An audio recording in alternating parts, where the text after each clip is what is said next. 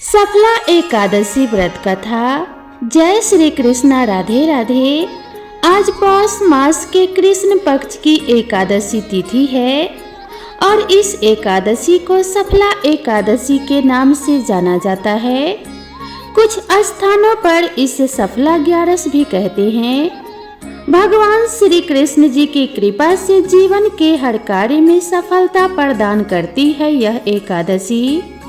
इसीलिए इस एकादशी का नाम सफला एकादशी पड़ा। जो भी मनुष्य इस एकादशी का व्रत रखता है और इसकी कथा को सुनता है, उसकी सभी मनोकामनाएं पूर्ण होती हैं तथा घर में सुख समृद्धि, धन संपत्ति और खुशहाली आती है। तो आज मैं आप सभी को सुना रही हूँ सफला एकादशी की बड़ी ही दुर्लभ कथा। इन कथाओं को सुनने से मनुष्यों के सभी पाप और संकट कट जाते हैं तथा समस्त मनोकामनाओं की पूर्ति होती है। तो आप लोग बड़ी ही श्रद्धा और प्रसन्न चित मन से इन कथाओं को पूरा अवश्य सुनिएगा। तो आइए भगवान श्री लक्ष्मी नारायण जी के चरणों का ध्यान करते हुए इस कथा को सुनते हैं। मोक्षदा एकादशी की व्रत कथा को सुनकर अर्जुन ने प्रसन्न होते हुए कहा कि हे कमल नयन, मोक्षदा एकादशी की व्रत कथा सुनकर मैं धन्य हो गया। हे मधुसूदन, अब आप पौष मास के कृष्ण पक्ष की एकादशी की महिमा बताने की कृपा करें।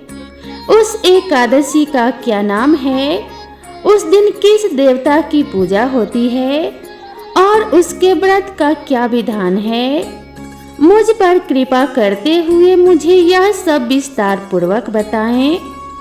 अर्जुन की जिज्ञासा सुनकर भगवान श्री कृष्ण ने कहा कि हे कुंती पुत्र, तुम्हारे प्रेम के कारण मैं तुम्हारे प्रश्नों का विस्तार सहित उत्तर देता हूँ। अब तुम इस एकादशी व्रत का महात्म्य सुनो। हे पार्थ, इस एकादशी के द्वारा भगवान विष्णु को शीघ्र ही प्रसन्न किया जा सकता है। पौष माह के कृष्ण पक्ष की एकादशी का नाम सफला है। इस एकादशी के आराध्य देव नारायण हैं। इस एकादशी के दिन श्रीमन नारायण जी की विधि के अनुसार श्रद्धा पूर्वक पूजा करनी चाहिए। हे पांडुनंदन, इसे सत्य जानो कि जिस तरह नागों में शेष नाग, पक्षियों में गरुड़, ग्रहों में सूर्य चंद्र, यज्ञों में अश्वमेध और देवताओं में भगवान विष्णु ही श्रेष्ठ हैं, उसी प्रकार व्रतों में एकादशी व्रत सर्वश्रेष्ठ है। हे अर्जुन, एकादशी का व्रत करने वाले व्यक्ति भगवान श्री हरि को अति प्रिय हैं। इस एकादशी में नींबू, नारियल, नैवेद्य आदि अर्पण करके भगवान नारायण की पूजा करनी चाहिए। मनुष्य को 5 सहस्र वर्ष तपस्या करने से जिस पुण्य का फल प्राप्त होता है, वही पुण्य श्रद्धा पूर्वक रात्रि जागरण सहित सफला एकादशी का उपवास करने से मिलता है। हे कुंती पुत्र, अब तुम सफला एकादशी की कथा ध्यान पूर्वक सुनो। प्राचीन समय में चंपावती नगरी में महिष्मान नामक एक राजा राज्य करता था। उसके 4 पुत्र थे। उसका सबसे बड़ा लुम्पक नाम का पुत्र महापापी और दुष्ट था। वह हमेशा पर स्त्री गमन में तथा वेश्याओं के यहाँ जाकर अपने पिता का धन व्यय किया करता था। देवता, ब्राह्मण, वैष्णव आदि सुपात्रों की निंदा करके वह अति प्रसन्न होता था। सारी प्रजा उसके कुकर्मों से बहुत दुखी थी, परंतु युवराज होने के कारण सब चुपचाप उसके अत्याचारों को सहन करने को विवश थे और किसी में भी इतना साहस नहीं था कि कोई राजा से उसकी शिकायत करता। परंतु बुराई अधिक समय तक पर्दे में नहीं रहती। एक दिन राजा महिष्मान को लुम्पक के कुकर्मों का पता चल ही गया। तब राजा अत्यधिक क्रोधित हुआ और उसने लुम्पक को अपने राज्य से निकाल दिया। पिता द्वारा त्यागते ही लुम्पक को और भी सभी ने त्याग दिया। अब वह सोचने लगा कि मैं क्या करूं, कहां जाऊं। अंत में उसने रात्रि को पिता के राज्य में चोरी करने की ठानी। वह दिन में राज्य से बाहर रहने लगा और रात्रि को अपने पिता की नगरी में जाकर चोरी तथा अन्य बुरे काम करने लगा। रात में वह जाकर नगर के निवासियों को मारता तथा कष्ट देता। वह वन में निर्दोष पशु पक्षियों को मारकर उनका भक्षण किया करता था। किसी किसी रात जब वह नगर में चोरी आदि करते पकड़ा भी जाता तो राजा के डर से पहरेदार उसे छोड़ देते थे। कहते हैं कि कभी कभी अनजाने में भी प्राणी ईश्वर की कृपा का पात्र बन जाता है। ऐसा ही कुछ लुम्पक के साथ भी हुआ। जिस वन में वह रहता था वह वन भगवान को बहुत अधिक प्रिय था। उस वन में एक प्राचीन पीपल का वृक्ष था तथा उस वन को सभी लोग देवताओं का क्रीड़ा स्थल मानते थे। वन में उसी पीपल के वृक्ष के नीचे महापापी लुम्पक रहता था। कुछ दिन बाद पौष मास के कृष्ण पक्ष की 10वीं के दिन वस्त्रहीन होने के कारण लुम्पक तेज ठंड से मूर्छित हो गया। ठंड के कारण वह रात को सो ना सका और उसके हाथ पैर अकड़ गए। वह रात बड़ी कठिनता से बीती, किंतु सूर्य के उदय होने पर भी उसकी मूर्छा नहीं टूटी। वह ज्यों का ज्यों पड़ा रहा। सफला एकादशी की दोपहर तक वह पापी मूर्छित ही पड़ा रहा। जब सूर्य के तपने से उसे कुछ गर्मी मिली तब दोपहर में कहीं उसे होश आया और वह अपने स्थान से उठकर किसी प्रकार चलते हुए वन में भोजन की खोज में फिरने लगा। उस दिन वह शिकार करने में असमर्थ था, इसीलिए पृथ्वी पर गिरे हुए फलों को लेकर पीपल के वृक्ष के नीचे गया। तब तक भगवान सूर्य अस्ताचल को प्रस्थान कर गए थे। भूखा होने के बाद भी वह उन फलों को खा न सका, क्योंकि कहाँ तो वह नित्य जीवों को मारकर उनका मांस खाता था और कहाँ फल। उसे फल खाना तनिक भी अच्छा नहीं लगा, अतः उसने उन फलों को पीपल की जड़ के पास रख दिया और दुखी होकर बोला कि हे ईश्वर, यह फल आपको ही अर्पण है, इन फलों से आप ही तृप्त हो जाएं। ऐसा कहकर वह रोने लगा और रात को उसे नींद नहीं आई। वह सारी रात रोता रहा। इस प्रकार उस पापी से अनजाने में ही एकादशी का उपवास हो गया। उस महापापी के इस उपवास तथा रात्रि जागरण से भगवान श्री हरि अत्यंत प्रसन्न हुए और उसके सभी पाप तथा संकट नष्ट हो गए। सुबह होते ही एक दिव्य रथ अनेक सुंदर वस्तुओं से सजा हुआ उसके सामने आकर खड़ा हो गया। उसी समय आकाशवाणी हुई कि हे युवराज, भगवान नारायण के प्रभाव से तेरे सभी पाप नष्ट हो गए हैं। अब तू अपने पिता के पास जाकर राज्य को प्राप्त कर। जब यह आकाशवाणी लुम्पक ने सुनी तो वह अत्यंत प्रसन्न होते हुए बोला कि हे प्रभु, आपकी सदा जय हो। ऐसा कहकर उसने सुंदर वस्त्र धारण किए और फिर अपने पिता के पास गया। पिता के पास पहुंचकर उसने सारी कथा पिता को सुनाई। पुत्र के मुख से सारा वृतांत सुनने के बाद पिता ने अपना सारा राज्य तत्क्षण ही पुत्र को सौंप दिया और स्वयं वन में चला गया। अब लुम्पक शास्त्र अनुसार राज्य करने लगा। उसकी स्त्री पुत्र आदि भी श्री विष्णु के परम भक्त बन गए। वृद्धा अवस्था आने पर वह अपने पुत्र को राज्य सौंपकर भगवान का भजन करने के लिए वन में चला गया और अंत में परम पद को प्राप्त हुआ।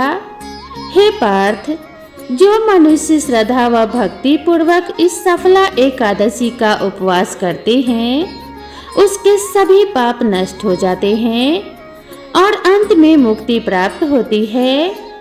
हे अर्जुन, जो मनुष्य इस सफला एकादशी के महात्म्य को नहीं समझते, उन्हें पूंछ और सींगों से विहीन पशु ही समझना चाहिए। सफला एकादशी महात्म्य को पढ़ने अथवा श्रवण करने से प्राणी को राजसूय यज्ञ के समान फल प्राप्त होता है। सफला एकादशी की कथा हमें भगवान के अति कृपालु होने का भान कराती है। यदि कोई मनुष्य अज्ञानवश भी प्रभु का स्मरण करे तो उसे पूर्ण फल की प्राप्ति होती है। यदि मनुष्य निश्चल भाव से अपने पापों की क्षमा मांगे तो भगवान उसके बड़े से बड़े पापों को भी क्षमा कर देते हैं। लुम्पक जैसा महापापी भी भगवान श्री हरि की कृपा से वैकुंठ का अधिकारी बना। तो प्रेम से बोलिए भगवान श्री हरि विष्णु की जय। अब आइए श्रवण करते हैं एकादशी के दिन सुनी जाने वाली श्री शालिग्राम जी की पुण्य फल प्रदान करने वाली सच्ची कथा। एक कसाई था सदना। वह बहुत ही ईमानदार था। वह भगवान के नाम और कीर्तन में सदा मस्त रहता था। यहाँ तक कि मांस को काटते बेचते हुए भी वह भगवान का नाम गुनगुनाता रहता था। एक दिन वह अपनी ही धुन में कहीं जा रहा था कि उसके पैर से कोई पत्थर टकराया। वह रुक गया और उसने देखा कि एक काले रंग के गोल पत्थर से उसका पैर टकरा गया है। उसने वह पत्थर उठा लिया और अपने जेब में रख लिया, यह सोच कर कि यह मांस तोलने के काम आएगा। वापस आकर उसने वह पत्थर मांस के वजन को तोलने के काम में लगाया। कुछ ही दिनों में उसने यह समझ लिया कि यह कोई साधारण पत्थर नहीं है, क्योंकि जितना वजन उसको तोलना होता पत्थर उतने वजन का ही हो जाता। धीरे धीरे यह बात फैलने लगी कि सदना कसाई के पास वजन करने वाला पत्थर है। वह जितना चाहता है पत्थर उतना ही तोल देता है। किसी को 1 किलो मांस देना होता तो तराजू में उस पत्थर को एक तरफ डालने पर दूसरी ओर 1 किलो का ही मांस तोलता। अगर किसी को 2 किलो चाहिए तो वह पत्थर 2 किलो के भार जितना भारी हो जाता। इस चमत्कार के कारण उसके यहाँ लोगों की भीड़ जुटने लगी। भीड़ जुटने के साथ ही सदना की दुकान की बिक्री बढ़ गई। यह बात एक ब्राह्मण तक भी पहुंची। हालांकि ऐसी अशुद्ध जगह पर नहीं जाना चाहते थे ब्राह्मण देवता जहां पर मांस कटता व बिकता हो, किंतु चमत्कारिक पत्थर को देखने की उत्सुकता उसे सदना की दुकान तक खींच लाई। दूर से खड़ा वह सदना कसाई को मांस तोलते देखने लगा।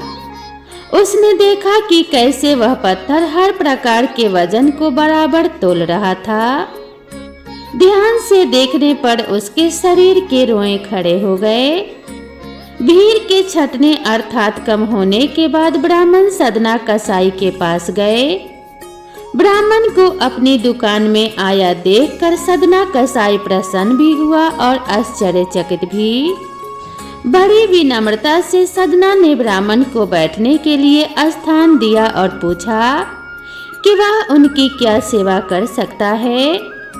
ब्राह्मण बोले, तुम्हारे इस चमत्कारिक पत्थर को देखने के लिए ही मैं तुम्हारी दुकान पर आया हूँ, या यूँ कहो कि ये चमत्कारिक पत्थर ही मुझे खींचकर तुम्हारी दुकान पर ले आया है। बातों ही बातों में उन्होंने सदना कसाई को बताया कि जिस पत्थर को वो पत्थर समझकर मांस तोल रहा है वास्तव में वो शालिग्राम जी हैं, जो कि भगवान का स्वरूप होता है।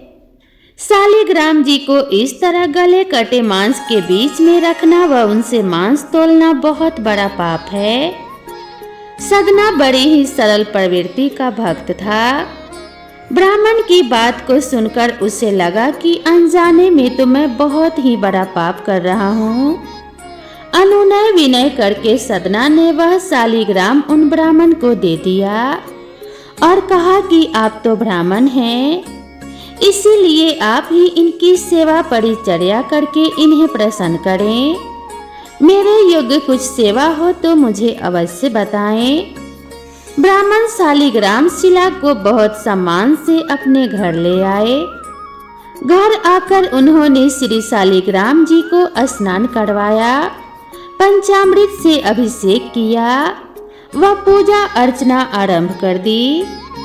कुछ ही दिन बीते थे कि उन ब्राह्मण के स्वप्न में श्री शालिग्राम जी आए और कहने लगे कि हे ब्राह्मण, मैं तुम्हारी सेवाओं से अति प्रसन्न हूँ, किंतु तुम मुझे उस कसाई के पास ही छोड़ आओ। स्वप्न में ही ब्राह्मण ने कारण पूछा तो उत्तर मिला कि तुम मेरी अर्चना और पूजा करते हो तो मुझे बहुत ही अच्छा लगता है, परंतु जो भक्त मेरे नाम का गुणगान और कीर्तन करते रहते हैं उनको मैं अपने आप को भी बेच देता हूँ। सदना तुम्हारी तरह मेरी सेवा नहीं करता है, परंतु वह हर समय मेरा नाम गुनगुनाता रहता है, जो कि मुझे बहुत अच्छा लगता है। इसीलिए तो मैं उसके पास गया था। ब्राह्मण अगले दिन ही सदना कसाई के पास गया और उसको प्रणाम करके सारी बात बताई। तत्पश्चात श्री शालिग्राम जी को उन्हें सौंप दिया। ब्राह्मण की बात सुनकर सदना कसाई की आंखों में आंसू आ गए। मन ही मन उन्होंने मांस बेचने और खरीदने के कार्य को तिलांजलि देने की सोची और निश्चय किया कि यदि मेरे ठाकुर को कीर्तन पसंद है तो मैं अधिक से अधिक समय उनके नाम के कीर्तन ही करूंगा। तो प्रेम से बोलिए श्री शालिग्राम भगवान जी की जय। अब आइए श्रवण करते हैं समस्त पापों का नाश करने वाली भगवान श्री हरि विष्णु की सच्ची कथा, जिसे सुनने मात्र से दुख दारिद्र्य समाप्त हो जाता है। कनौज में एक ब्राह्मण रहता था, उसका नाम था आजामिल। यह आजामिल बड़ा ही शास्त्रज्ञ तथा शील सदाचार और सद्गुणों का तो यह खजाना ही था।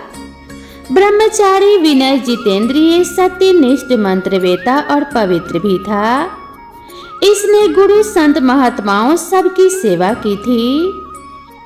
एक बार अपने पिता के आदेश अनुसार वन में गया और वहां से फल फूल समीधा तथा कुशा लेकर घर के लिए लौटा। लौटते समय इसने देखा कि एक व्यक्ति मदिरा पीकर किसी वेश्या के साथ विहार कर रहा है। वेश्या भी शराब पीकर मतवाली हो रही है।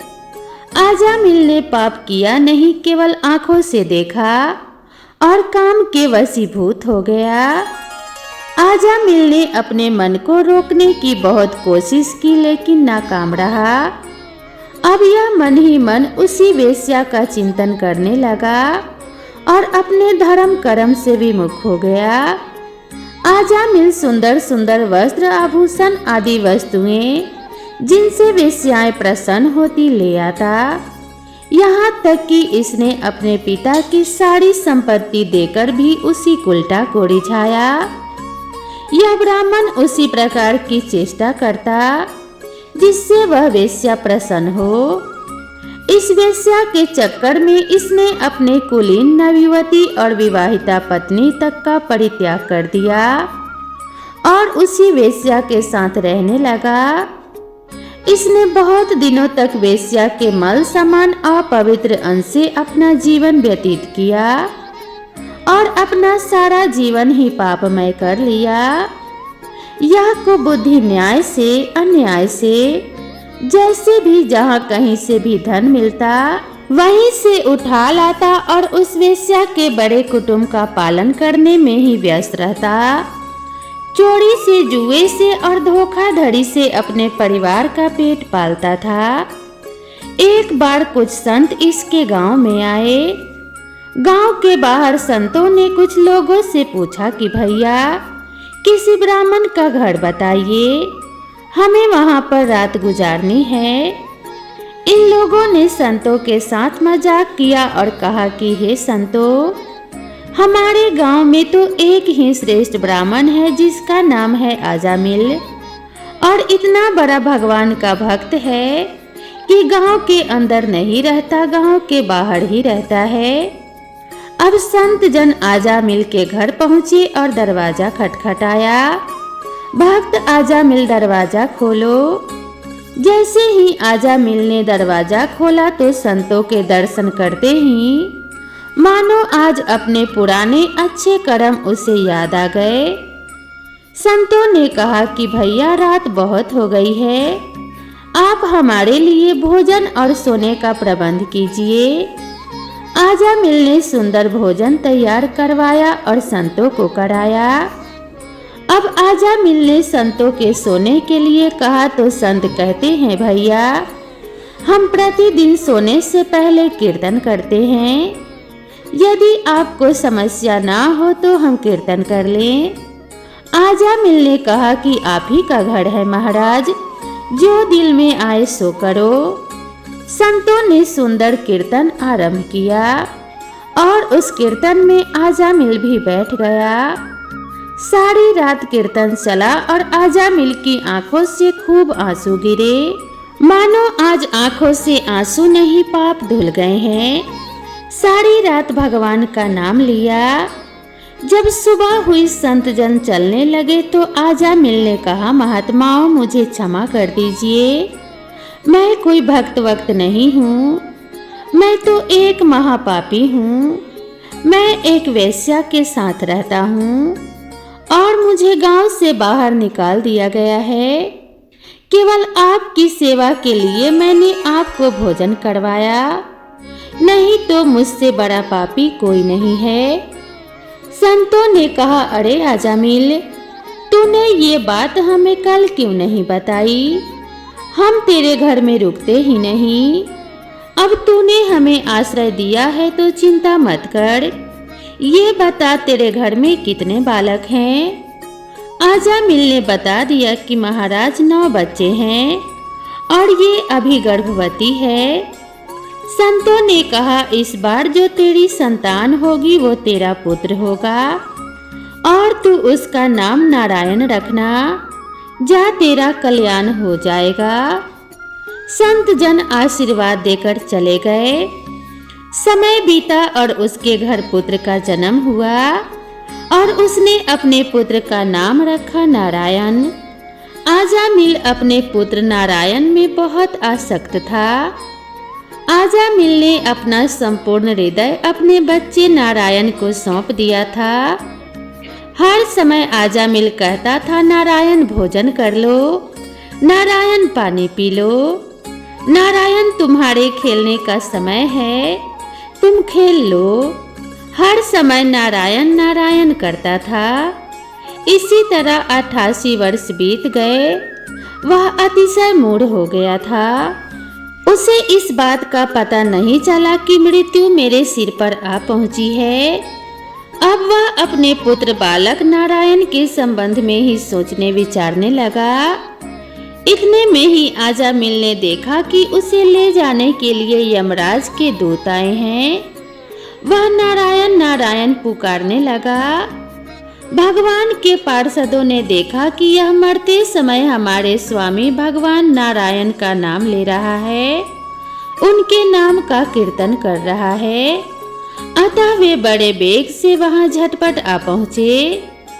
उस समय यमराज के दूत दासीपति आजा मिल के शरीर में से उसके सूक्ष्म शरीर को खींच रहे थे। विष्णु दूतों ने उन्हें बलपूर्वक रोक दिया। उनके रोकने पर यमराज के दूतों ने उनसे कहा अरे धर्मराज की आज्ञा का निषेध करने वाले तुम लोग कौन हो? तुम किसके दूत हो और कहां से आए हो? और इसे ले जाने से हमें क्यों रोक रहे हो? जब यमदूतों ने इस प्रकार कहा तब भगवान नारायण के आज्ञाकारी पार्षदों ने हंसकर कहा यमदूतों यदि तुम लोग सचमुच धर्मराज के आज्ञाकारी हो तो हमें धर्म के लक्षण और धर्म का तत्व सुनाओ। दंड का पात्र कौन है? यमदूतों ने कहा वेदों ने जिन कर्मों का विधान किया है वे धर्म है और जिनका निषेध किया है वे अधर्म है। वेद स्वयं भगवान के स्वरूप हैं। वे उनके स्वाभाविक श्वास प्रश्वास एवं स्वयं प्रकाश ज्ञान है।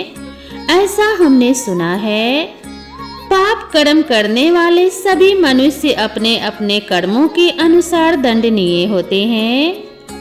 भगवान श्री हरि विष्णु जी के पार्षदों ने कहा, यमदूतों, यह बड़े आश्चर्य और खेद की बात है कि धर्मज्ञों की सभा में अधर्म प्रवेश कर रहा है, क्योंकि वहां निरपराध और अदंडनीय व्यक्तियों को व्यर्थ ही दंड दिया जाता है।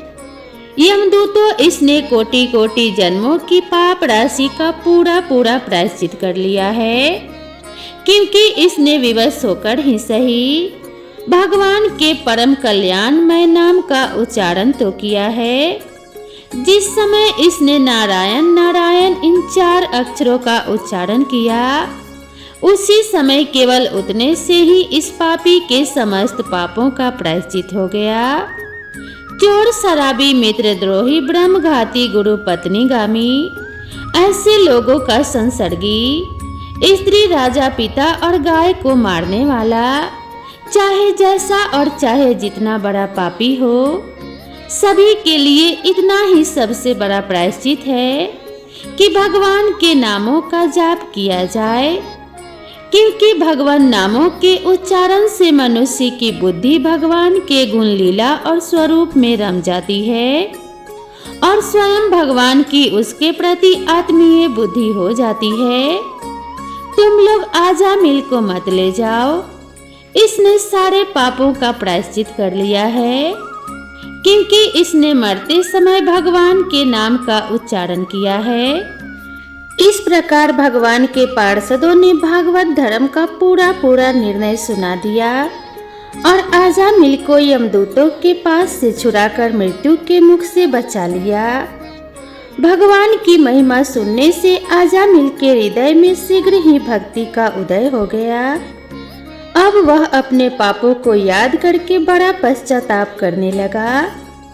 आजामिल मन ही मन सोचने लगा, अरे मैं कैसा इंद्रियों का दास हूँ। मैंने एक दासी के गर्भ से पुत्र उत्पन्न करके अपना ब्रह्मत्व नष्ट कर दिया। यह बड़े ही दुख की बात है। धिक्कार है, मुझे बार बार धिक्कार है। मैं संतों के द्वारा निंदित हूँ, मैं पापात्मा हूँ। मैंने अपने कुल में कलंक का टीका लगा दिया। मेरे माँ बाप बूढ़े और तपस्वी थे, मैंने उनका भी परित्याग कर दिया। मैं कितना कृतज्ञ हूँ और मैं कितना बड़ा पापी हूँ। मैं अब अवश्य ही अत्यंत भयानवे नरक में गिरूंगा, जिसमें गिरकर धर्मघाती पापात्मा कामी पुरुष अनेक प्रकार की यम यातना भोगते हैं। कहाँ तो मैं महाकपटी पापी निर्लज और ब्रह्म तेज को नष्ट करने वाला, तथा कहाँ भगवान का वह परम मंगलमय नारायण नाम। सचमुच मैं तो कृतार्थ हो गया। अब मैं अपने मन, इंद्रिय और पापों को वश में करके ऐसा प्रयत्न करूंगा कि फिर अपने को घोर अंधकारमय नरक में ना डालूं। मैंने यमदूतों के डर से अपने पुत्र नारायण को पुकारा और भगवान के पार्षद प्रकट हो गए। यदि मैं वास्तव में नारायण को पुकारता तो क्या आज भगवान श्री नारायण मेरे सामने प्रकट नहीं हो जाते। अब आजामिल के चित्त में संसार के प्रति तीव्र वैराग हो गया। वे सबसे संबंध और मोह को छोड़कर हरिद्वार चले गए। उस देव स्थान में जाकर वे भगवान के मंदिर में आसन पर बैठ गए और उन्होंने योग मार्ग का आश्रय लेकर अपनी सारी इंद्रियों को अन्य विषयों से हटाकर मन भगवान श्री हरि विष्णु में लीन कर लिया और मन को बुद्धि में मिला दिया। इसके बाद आत्मचिंतन के द्वारा उन्होंने बुद्धि को विषयों से पृथक कर लिया तथा भगवान के धाम अनुभव स्वरूप परब्रह्म में जोड़ दिया।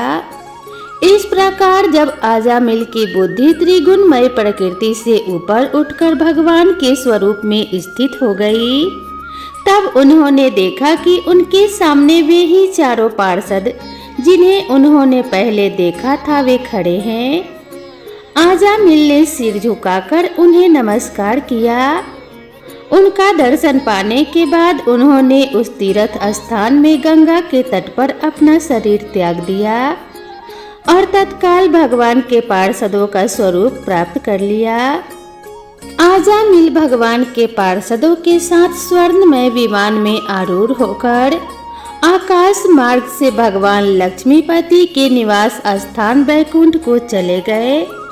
इस प्रकार आजामिल ने भगवान का नाम लेकर अपना कल्याण कर लिया। तो प्रेम से बोलिए श्री हरि भगवान विष्णु की जय। जय श्री कृष्णा, राधे राधे।